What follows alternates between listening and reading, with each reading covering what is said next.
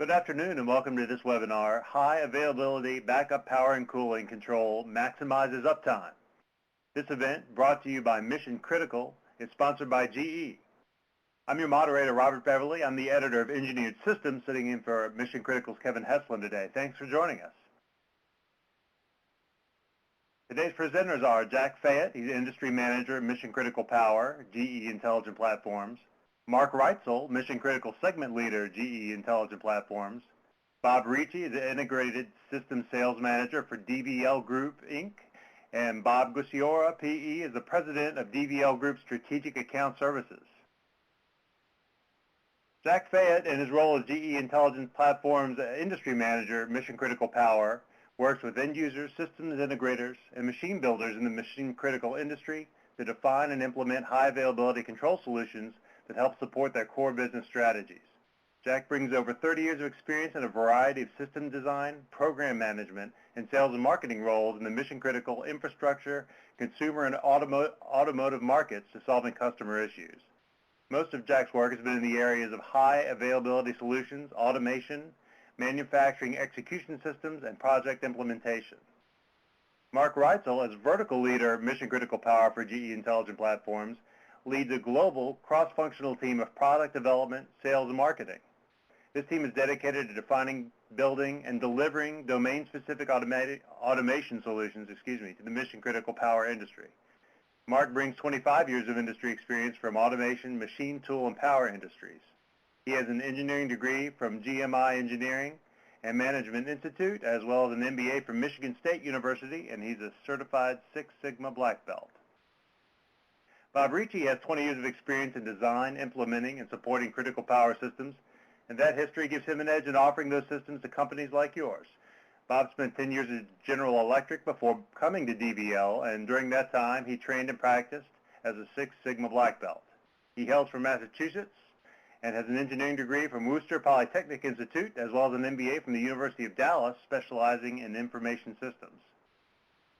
Bob Gucciora and his team of engineers take your challenge of wanting high reliability, maintainability, and flexibility, all while minimizing low first costs, and meets it head on. He's a power sales engineer with over 30 years of experience in evaluating, designing, and commissioning critical electrical systems for data centers, office buildings, and industrial facilities.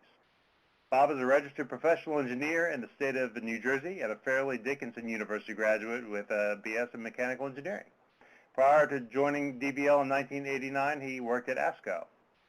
And before we begin this presentation, I want to provide you with a few housekeeping items. At the bottom of your screen, you'll see a task bar, and each icon on the task bar is assigned to a particular element of today's webinar. If you're unsure about what an icon does, just hover over the icon with your mouse, and a box will pop up that tells you the function. Please submit any questions that you have throughout the presentation in the moderated chat box. These questions will be addressed at the end of the webinar, and if you would like to tweet about this webinar, please click on the T icon and use the hashtag MCWebinars. One continuing education professional development hour is available for webinar attendees today. You can click on the handouts widget at the bottom of your screen to download the certificate of completion. Finally, today's event is being recorded and archived at www.missioncriticalmagazine.com. And all registered participants will receive an email within 1 or 2 business days. That email will have a link in it. You can follow to view a recording of this event whenever you'd like. And now I'm excited to turn over to today's first presenter, Jack Fayette. Hello, everybody, and welcome to the GE Intelligent Platforms High Availability Backup Power and Critical Cooling Control webinar. To give you a flavor of what we'll be covering today, the following topics will be discussed as we go over with you the merits of utilizing high availability control in your backup power and cooling control infrastructure. First, we'd like to do a brief overview of General Electric and GE Intelligent Platforms so that you may better understand our positioning in the mission critical control marketplace. And then we'll get to the heart of the webinar by providing an example of why high availability control is important and the impact of implementing these solutions or not. We'll then discuss some enabling technologies that should be considered when selecting a high availability control platform. Then we'll walk through GE's scalable high availability control platform solutions. And lastly, the DVL group will walk us through a case study of an actual project they implemented utilizing these high availability control platform solutions. So a brief overview of General Electric. As you may or may not know, General Electric is a global company that engages in places that matter. We're a technology company with differentiated technology that includes anything from aircraft engines to medical equipment to backup power and critical cooling control, which is the subject of our webinar today. As always, long-term customer relationships matters to General Electric. It's at the core of our strategy at the highest levels of our organization.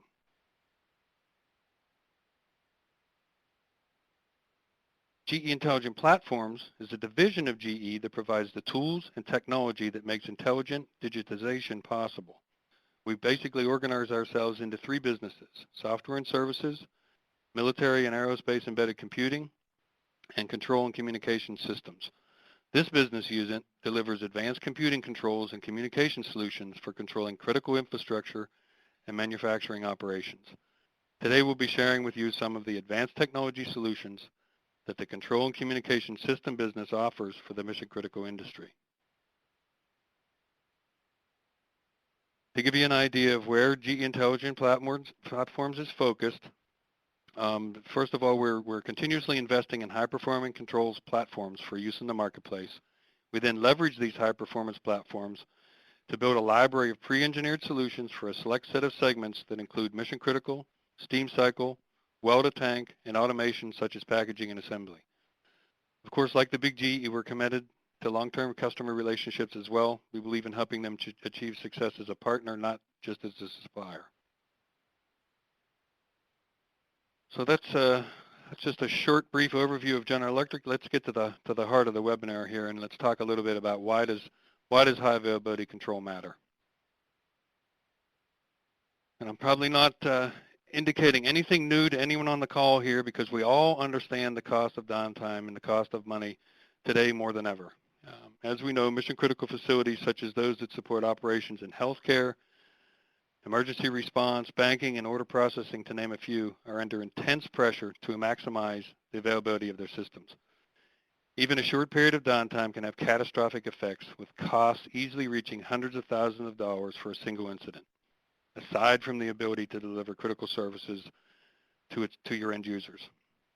The point being is that there are real-world examples out there that have proven that whether there's an active nature or a component failure within the backup power and critical cooling infrastructure, that not having specified the right high availability control platform increases the risk of having to shut down your critical facility operations and services to your customers.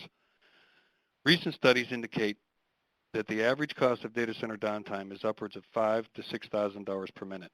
Depending on your business, it may be more or it may be less, but the bottom line is, for everybody, every second of downtime counts. So let's take an example. When determining what your infrastructure control requirements are and whether to specify a high availability backup power and critical cooling control platform, consider this strategy that one of the largest companies in the e-commerce industry used to increase the stability of its data center operations. In order to provide the high availability Tier 4 design that eBay wanted and minimize the requirements of having to have redundant switchgear and generator plants, they required that the distribution equipment and associated control systems be fault tolerant. To accomplish this, GE's high availability control system was implemented in its generator control switchgear. This solution delivered the required high availability to meet the Tier 4 design criteria with 3 complete levels of backup, enabling the ability to handle multiple failures at any given time, helping to avoid downtime events which cost eBay upwards of $2,000 per second. Our intention over the remainder of this webinar is to show you how and where to implement a high availability control platform and walk through a case study project that utilized this technology. To set the stage for the high availability control platforms we will discuss, first we'd like to cover some key enabling technologies that must be considered when selecting a high availability control platform for your backup power and critical cooling control infrastructure. Mission critical backup power and critical cooling control solutions must deliver 4 critical elements that enable continuous operation. In summary, these include redundancy control algorithms within the redundant controller base, redundant high-speed synchronization links between the redundant controllers, measurement and synchronization of redundant power grids, and redundant I/O networks. At this point, I'm going to turn it over to Mark Reitzel to discuss each one of these enabling technologies in more detail. Thank you, Jack. The first technology that I'm going to discuss is smart redundancy and predictive intelligence. Typical high availability control systems are designed to switch from the master to the backup controller when a failure mode occurs in the controller. Smart redundancy and predictive intelligence improve system availability by continuously monitoring the status of each controller and each component in the system. This delivers higher overall system availability. GE's patent-pending virtual master algorithm resides in each controller and continuously calculates in real time the system availability. From that controller's perspective, the controllers all execute the control code, solving the process logic. The controller with the highest availability is the master controller. This master controller shares its outputs and process data with the other controllers in the system. Now all controllers are ready if needed to take control of the system. The virtual master measures key system elements, such as the number of operational I/O racks and network links, the number of CPU fiber optic synchronization links, and the current Ethernet I/O network path. The virtual master then calculates each controller's availability to withstand a sequence and multiple cascaded system component failures. Based upon the results of that calculation, the master controller is assigned, and then the other controllers are synchronized to the master controller and operate as backup systems. If any component fails, the virtual master in each controller detects that failure and collectively selects the next master based on real-time analytics. As a result, the most available controller is always being calculated and selected. This keeps the system performing at the highest operational levels and eliminates single points of failure.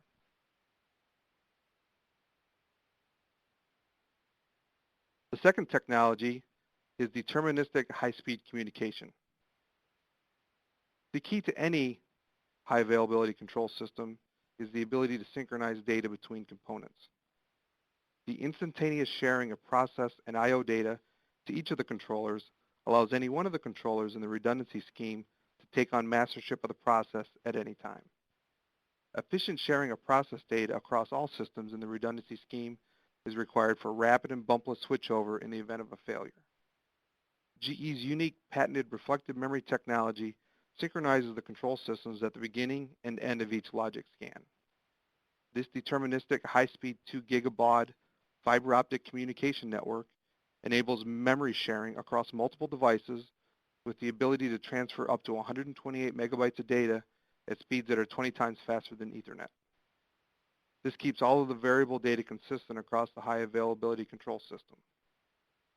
Utilizing reflective memory technology in high availability control systems provides complete redundant data synchronization with a full mirror image of all process data across all controllers. This ensures no loss of data and transparent process switchover.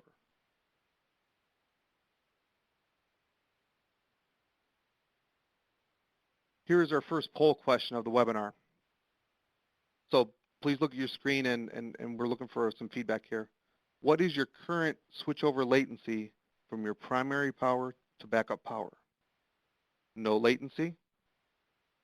Second answer is seconds. Third answer is minutes. Fourth answer is other. Please submit your answers.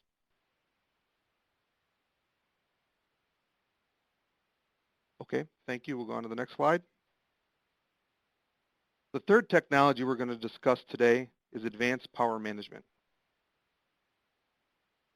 Mission-critical facilities such as data centers, hospitals, and e-commerce have requirements for the highest uptime from their power systems. So they deploy backup power systems to augment the utility grid. These systems include paralleling switchgear, on-site standby power generators, and UPS systems. They are all required to monitor and synchronize multiple power grids within the facility's infrastructure. These systems need to be coordinated to deliver continuous operations and increased efficiency for these multiple on-site backup power sources. Advanced power management is provided with GE's integrated power sync and measurement system. This powerful multifunction system integrates into the high availability control system with functionality that enables synchronization of multiple on-site power sources. It monitors power system status and fault detection and collects consumption metrics for demand penalty cost reduction and load shedding during peak operational periods. Key features include direct connection of up to 660 volts AC, so no PTs are required for low voltage systems, integrated ANSI and power measurement calculations, and individual waveform capture and retrieval. Integrating advanced power management into the high availability control platform helps ensure continuous service during power source switching and provides metrics to drive efficiency within the critical facility.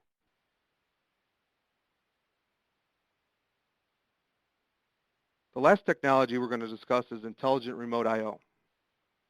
Concurrent maintainability in the I/O is critical to delivering the increased uptime required for the continuity of control that backup power and cooling systems require. Therefore, the I/O structure that is specified is a key decision point. To deliver the highest in availability, redundant I/O networks must be considered. Completely separate and independent network communication paths eliminate single points of failure and deliver a system that is easy to configure and maintain.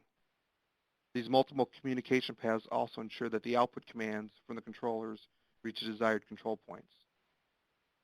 GE's high availability intelligent remote Ethernet I/O supports redundant Ethernet LANs with redundant network interfaces and provide all controllers with system inputs in a fully arbitrated format. The remote I/O racks may be grouped into single, redundant, or triple redundant racks. Additional features of GE's intelligent remote I/O include self-healing. The peer-to-peer nature of Ethernet reduces failure recovery time. Redundant power supplies. Remote I/O racks with in-rack AC and DC power supplies can be deployed. Local logic in the I/O rack. Sophisticated shutdown sequences can be performed if a catastrophic communication failure occurs. Field bus bridges. Field bus masters can be hosted in the remote I/O rack, such as Profibus, Modbus TCP, ViceNet.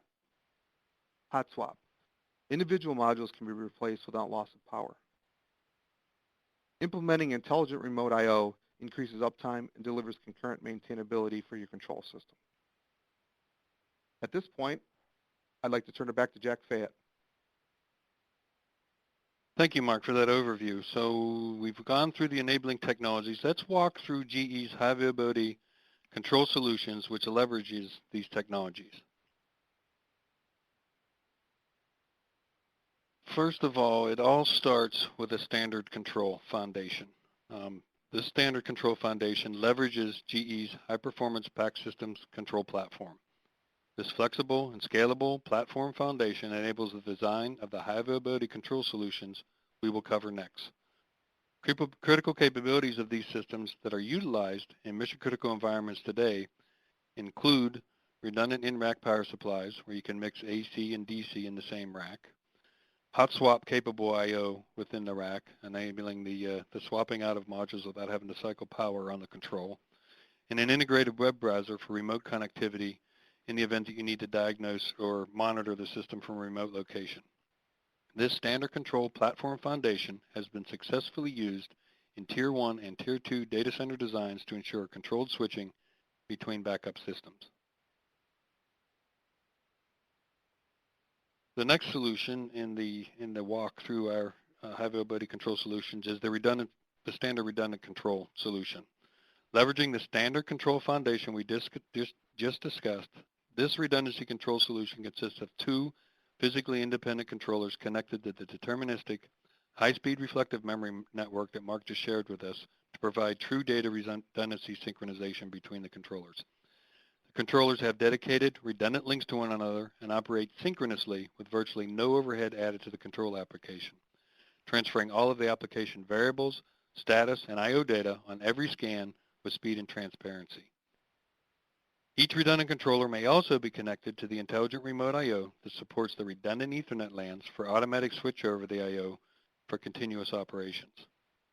Advanced power management of multiple power grids within the backup power infrastructure is provided by integrating the power synchronization and measurement interface into these redundant controllers, further enabling process switchover with transparency. Built on a scalable, synchronized, hot standby redundancy control platform, this solution is effectively used in Tier 3 data center designs to ensure uninterrupted control of your applications and processes with total transparency.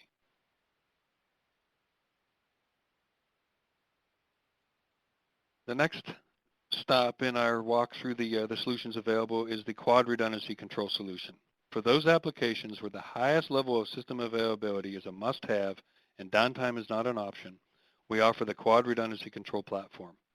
Building on the standard and redundancy control platforms we just discussed, this solution is a revolutionary approach that offers all the capabilities of the redundancy solution, yet has 4 PAC system redundant controllers, a master controller, and 3 synchronized backup controllers. This solution leverages that deterministic, high-speed communications, reflective memory technology, which allows data to be shared between controllers and deliver a full mirror image of all processed data to all controllers at all times. Firmware within the controllers synchronizes, scans, and maps data between them, ensuring that any controller is instantly able to assume management of the system without disruption. The quad redundancy control solution also leverages the Ethernet-based intelligent remote I/O that can seamlessly arbitrate its I/O control from one of the 4 controllers.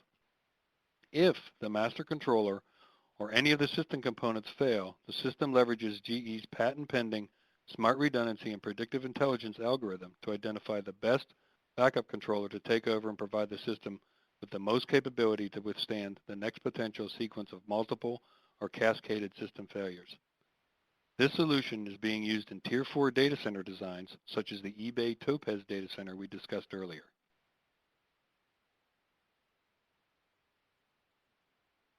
Polling question number 2, if you could take a few moments to respond. What is your power and cooling distribution system uptime requirements?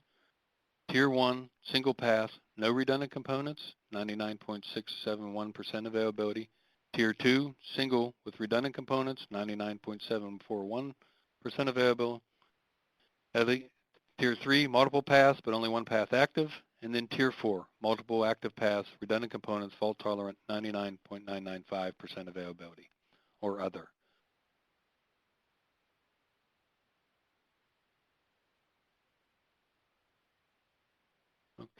Okay. Thank you for responding. So let's move on to, we've walked through the enabling technologies, we've walked through the solution architectures that are available for high availability control.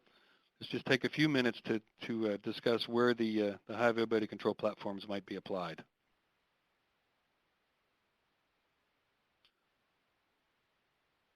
So if I look at the critical facility backup power and cooling control infrastructure, high availability control may be applied in various applications. For example, for backup generator monitoring and control, redundancy control would be a good fit here. For monitoring and control of HVAC, chillers, and or cooling towers, redundancy control would also be a good fit here.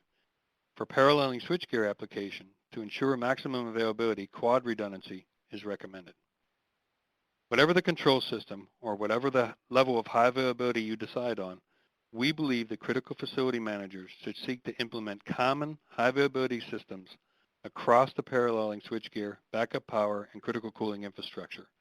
Such a strategy requires a new way of thinking in terms of how systems are specified and purchased. Driving a common control specification across the backup power and cooling infrastructure enables more efficient coordination, communication, and maintenance of key infrastructure functions to increase overall system availability and efficiency. Polling question number 3. Please take a few minutes to respond. Where do you currently use high availability control? Paralleling switchgear, backup generator, monitoring and control, critical cooling, such as HVAC, chillers, cooling towers, or air handlers, other, or none of the above?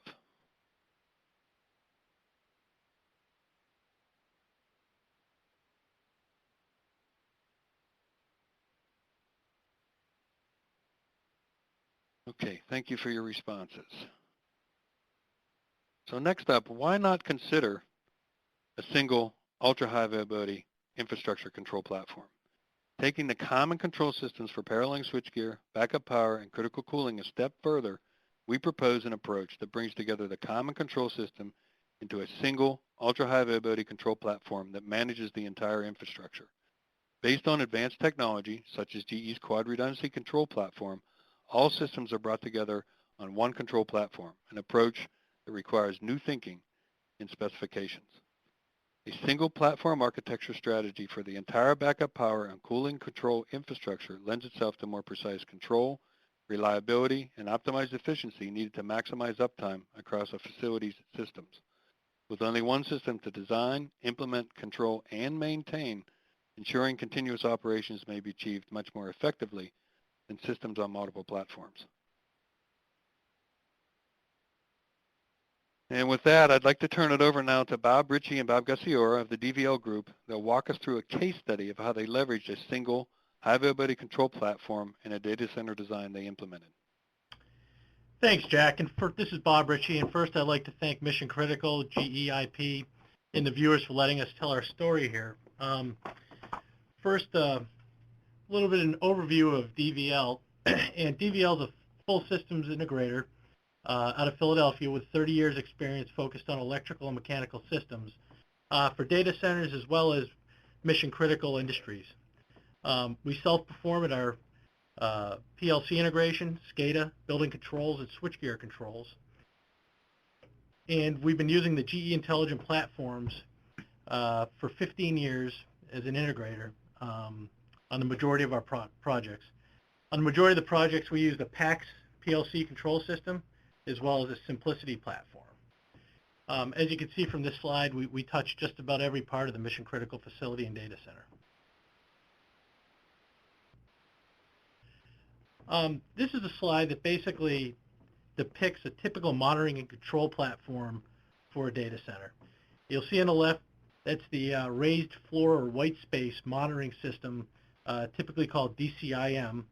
DCIM's somewhat of a trendy acronym for Data Center Infrastructure Manager, and it's normally a software-based system supplied by Avicent, Liebert SiteScan, Emerson Trellis, or some pretty popular trademarks for that. On the right side, you'll see a facility-focused control and monitoring system, typically using PLC controls, SCADA, or EPMS systems. They normally control your switchgear, your generators, chillers, perform waveform capture at the facilities end. And then the middle circle is basically the data center environmentals, which protect your data center, the UPSs, your crack units, your static switches, critical breakers. And normally those are monitored or controlled, depending on the system, by either the DCIM system, the facilities PLC system, or SCADA system, or both. We typically start our projects at DVL by asking the customers and trying to understand their needs on day one. And this tends to create some pretty interesting and challenging projects. I'm going to let Bob Gassiora on the line now talk about a specific project we recently did that had some very unique challenges. We'll get to that next. Thank you, Bob. Yeah, DVL recently had the opportunity to play an important role in a real interesting and challenging project. This particular client has lots of experience deploying PLCs to their process in various manufacturing facilities. However, not as much with traditional data centers, but they certainly had a well thought out list of requirements for what they wanted the end product to look like. Balancing the needs of safety, which only a few short years ago wasn't on the radar of any data center operator, and the requirement for no downtime was a real interesting challenge to tackle. Multiple power paths to the IT load were needed for the PLC system to safely reroute power around a faulted breaker or faulted piece of equipment, and of course, no single points of failure are allowed. Let me elaborate on this bullet black start capability, which was a requirement. As defined, a PLC system can go down due to a total loss of control power. We have time delay relays that would drop out in about 5 seconds after that event, send start signals to the generators. PTs on the line side of the generator powering breakers would then power up the PLCs. PLCs would synchronize, look at all their inputs, and determine, based on priority of electrical and mechanical supply, which mode of operation they should be in, and execute the appropriate commands. We call this true source seeking. The PLCs can restart anywhere in the program, look at the plant conditions, and operate the plant correctly and per the predefined programming. Also on this project, part of the commissioning process involved the customer cutting any wire or shutting off any PLC or control device during the normal commissioning sequence of events and having the system not skip a beat. This worked like a charm and continues through today. A recent addition to the NEC, Article 708 of the National Electric Code, is called Critical Operations Power Systems, or COPS for short. The NEC handbook states, and I'll quote, "Critical operations power systems are generally installed in vital infrastructure facilities that, if destroyed or incapacitated, would disrupt national security or the economy, public health, safety, or where enhanced electrical infrastructure for continuity of operation has been deemed necessary by government authority." NEC also states that COP facilities can be classified by the facility engineering staff, establishing the necessity for such a system. NEC Annex G, which you see up on your screen, which is not part of the requirements of NEC, but is in the NEC and is informational in nature, states what you see there on the slides. The GE quad redundant system, when applied correctly, addresses all these recommendations in the annex, and quite coincidentally were addressed at this case study. This slide is fairly simplistic and typical for a typical single line for Tier 3 or 4 data centers. Here we're showing redundant PLCs that were supplied in the utility service substations, also in the generator power line control switchgear, and not shown on this slide, redundant PLCs to control the chiller plant and white space crack units.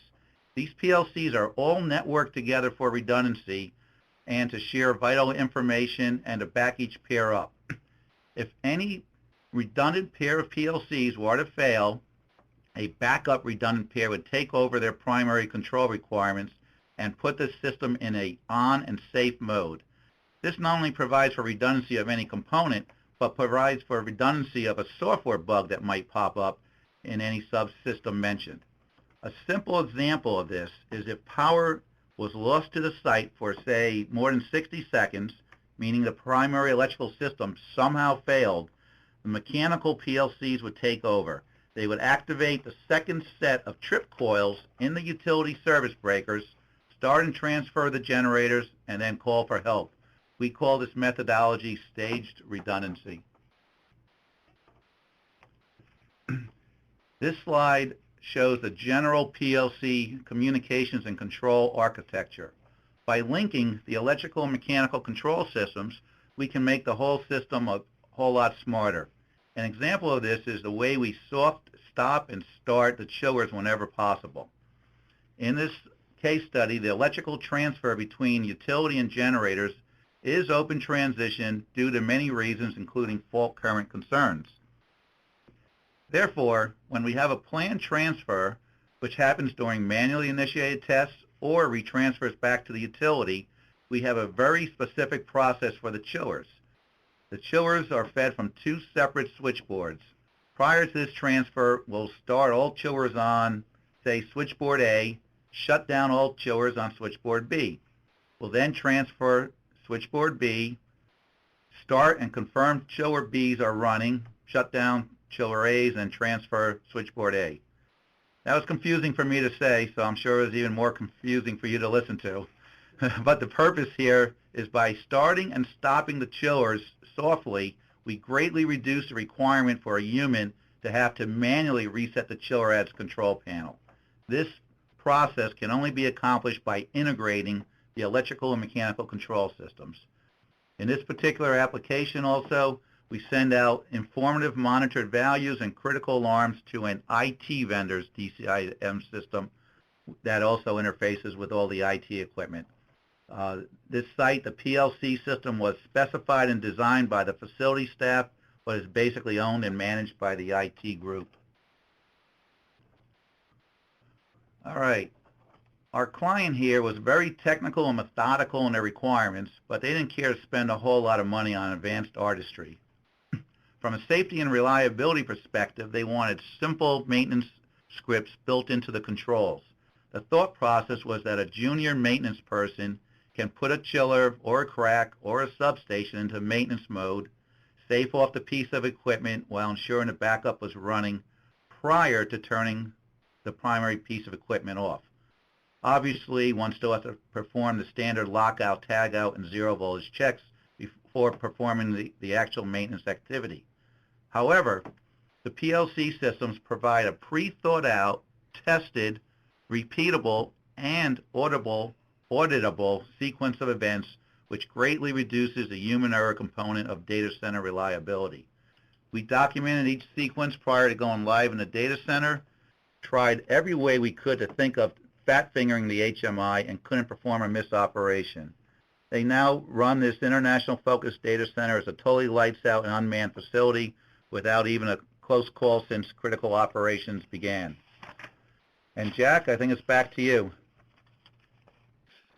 Thank you, Bob and Bob, for that case study overview. Next, we are going to move on to some summary. And I guess basically, in summary, I believe we've shown you today that GE delivers flexible and intelligent high availability control solutions that meet a wide range of applications and uptime requirements designed to maximize uptime for your mission critical business. The bottom line is that don't compromise on uptime when selecting a high availability control platform. GE Intelligent Platforms and the DVL Group understands the criticality of uptime and offers high availability control solutions to help you meet your uptime requirements with solutions that deliver consistent critical control system availability, that eliminate single points of failure, allow for concurrent maintainability so that you can do maintenance on your systems and deliver services to your customers, no loss of data during system switchover, and lower total cost of ownership with scalable and flexible solutions to meet your uptime requirements, whatever they may be. We'd like to thank you for your time today. We hope that you've learned something here today that you can use in your mission critical business strategies. Here's our contact information as well as the links to our respective websites. And at this time, we'd like to open it up for any questions that you may have. Okay, this is Robert Beverly back. Thanks, guys, for the good presentation. And we have a couple of, short stack of questions to start in on, but if there's something you want to ask now that the main presentation is over, go ahead and take a second and use that chat window and send it to us, and we'll try to get it in. Let's see. Vance asks, does your power management solution include the anti-protective relay functions as well as metering? Also, would these be configured programmed with the same programming package as the redundant controllers in the same network? Let me take that question. So this is Mark Reitzel.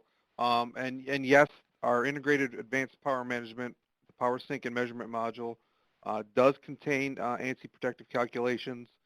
Those are performed in the module. And yes, it is configured with the same programming package that the controllers and the I/O is configured and programmed with. So the answer to those are yes and yes. Okay, good. Next up, why are redundant synchronization links recommended? So I'll field that one again. This is Mark Reitzel. So from a failure mode perspective, if you look at the synchronization links, a failed synchronization link to a controller looks just like a controller failure. So what that does is that instigates another level of diagnostics that you have to go through and gives you a greater level of uncertainty in your failover technique. The redundant sync links greatly ease that up, and you're able to fail over in a much cleaner manner. Okay, good, thanks. David asks, is there any interface with the typical clean agents FM200?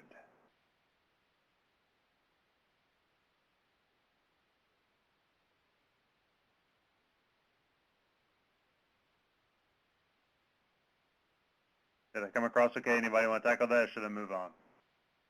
Jack, this is Bob Ritchie.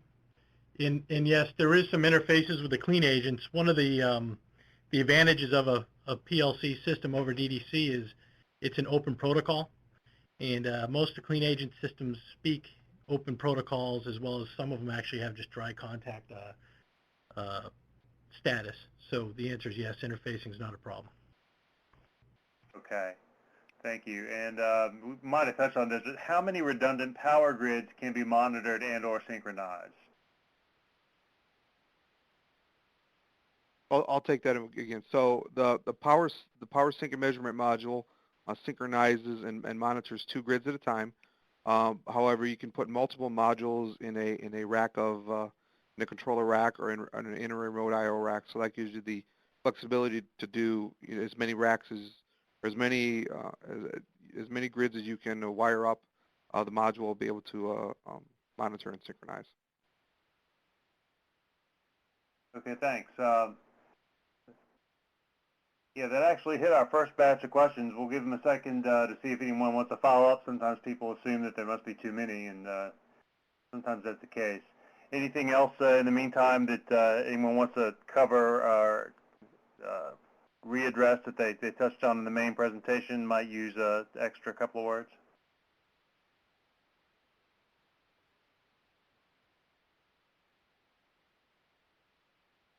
Not so much. Pretty thorough. First time it was a pretty tight presentation. All right. So I see a question here about the, and I think this is a good question for our DVL partners to answer, something about the pros and cons of a PLC-based control system versus a DD system, and that looks like they're looking for ALC or Johnson specific. That's interesting. That actually comes up on a lot of these projects because it's not a traditional method of, especially some of the mechanical controls and monitoring. And we've done a lot of comparisons. One of the big major differences between a traditional DDC and a PLC control scheme is the PLC has a much quicker scan time, so you can get a better performance out of it. PLC systems are typically built to industrial critical standards, where DDC is typically a commercially built product that's applied to a mission critical system. The PLC systems have more custom programmable functions for sophisticated type control systems instead of canned programs, so you can basically customize them to the job. We found the PLC systems to be much more scalable to the job and the job size. You're not locked into one system size. And the PLC systems are typically an open protocol, non-proprietary, which is something owners are really looking for. So it can open up for other service providers instead of the person doing the work. So hopefully that answers the question. Good. Yeah, thanks. And we've gotten 2 or 3 more in the meantime, so we'll jump into those. Let's see. Joe asked, can your platform handle microgrid functions and facilitate on-site generation to function in CHP code generation mode and do islanding? So let me take that question. So our platform is it's a generic off-the-shelf control platform. So as far as knowing the difference between a microgrid and a data center, there's nothing specific in the system for that. One of the comments that Jack made really early in our presentation was that we do have multiple areas of focus, and one of the area of focus of GE Intelligent Platforms is we have a focus on steam power. So we do a fair amount in the boiler control area, also we have water and some welded tank and some oil industry. So we do have a focus on steam, so we can do some steam control focused primarily on small boilers. So I think the answer is yes, not necessarily would it be built into anything that we presented today, but we do have other groups that we could pull on to do some combined heat and power control.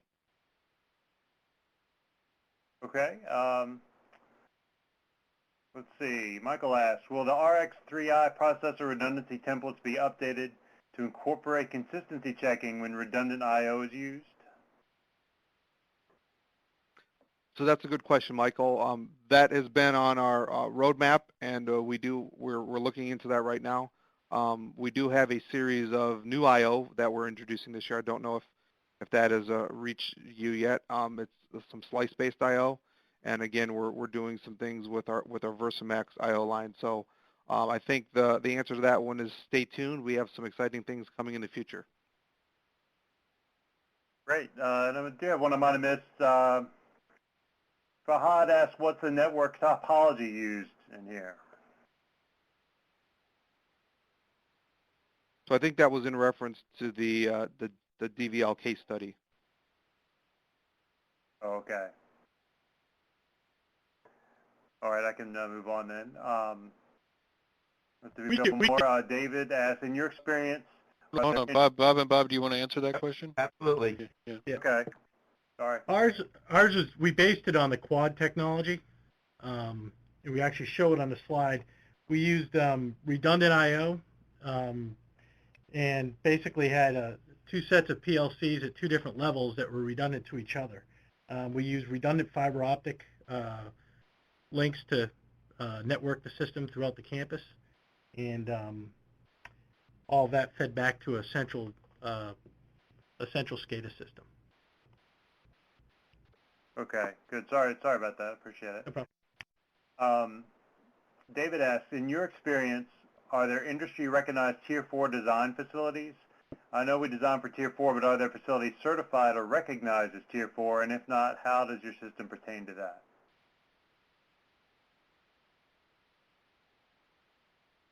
Okay, let me take that one. So we have deployed control systems that have been put into data centers, and some of those data centers have achieved Tier 4 status.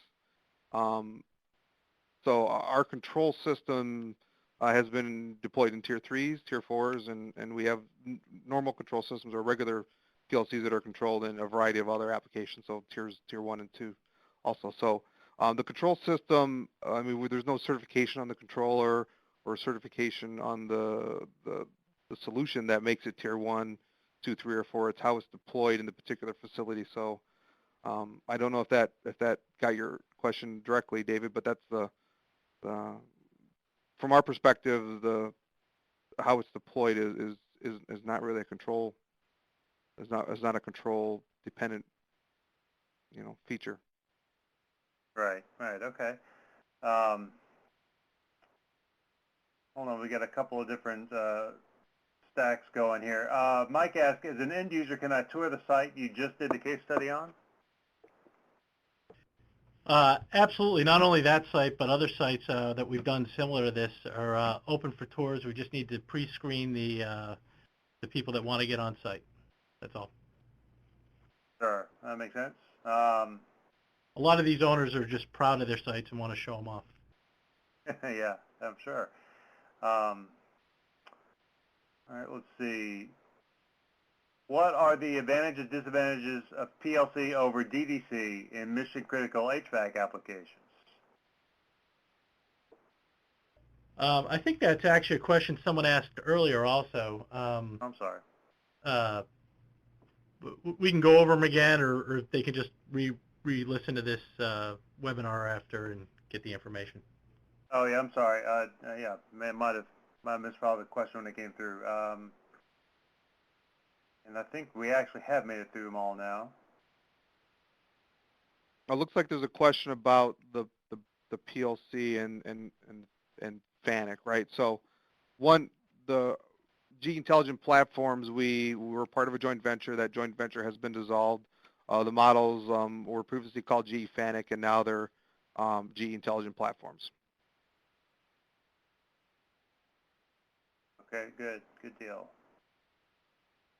All right, you guys, Finney, you see one that I've missed, but I think that's pretty much it. All right. Okay, well, we're wrapping up a little early, but I know everyone's busy. That will conclude today's webinar, so please join me in thanking our presenters for their excellent presentation, as well as our sponsor, GE, for making the event possible today. As you exit the webinar, please take a couple of minutes to complete our survey by clicking on the survey icon in the taskbar.